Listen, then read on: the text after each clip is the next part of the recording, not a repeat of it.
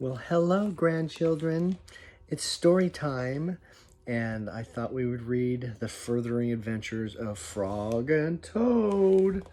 Today's chapter is called A Lost Button. Look at those two handsome reptiles. Okay.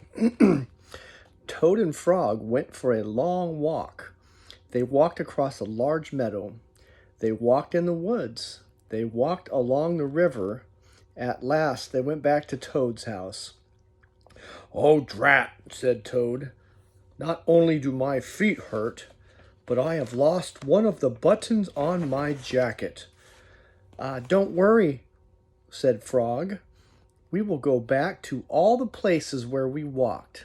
We will soon find your button." They walked back to the large meadow. They began to look for the button in the tall grass. "Here is your button," said Frog. "That is not my button," said Toad. "That button is black. My button was white." Toad put the black button in his pocket. A sparrow flew down. "Excuse me," said the sparrow. "Did you lose a button?" said Toad. "That is not my button," said Toad. "That button has 2 holes. My button had 4 holes." Toad put the button with 2 holes in his pocket. There's the sparrow. They went back to the woods and looked on the dark paths. "Here is your button," said Frog. "That is not my button," said Toad. "That button is small. My button was big." Toad put the small button, in his pocket.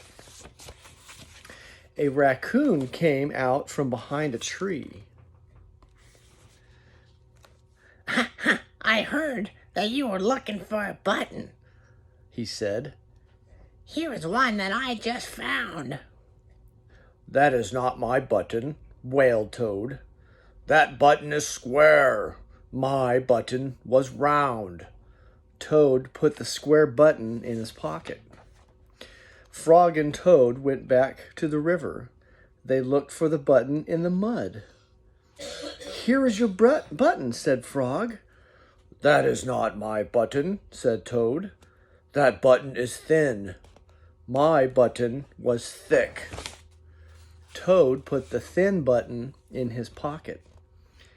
He was very angry. He jumped up and down and screamed, "The whole world is covered with buttons, and none of them is mine." Toad ran home and slammed the door.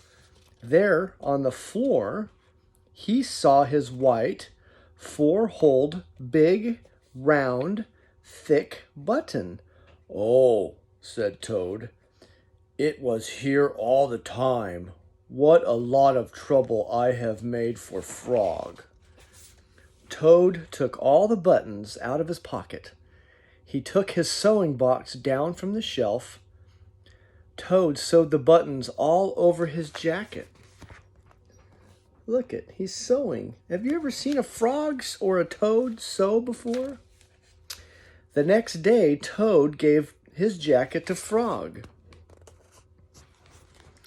Frog thought that it was beautiful. He put it on and jumped for joy. None of the buttons fell off. Toad had sewed them on very well.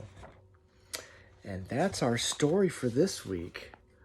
Frog is very happy to have a brand new jacket that Toad sewed the buttons on. I hope you have a good day.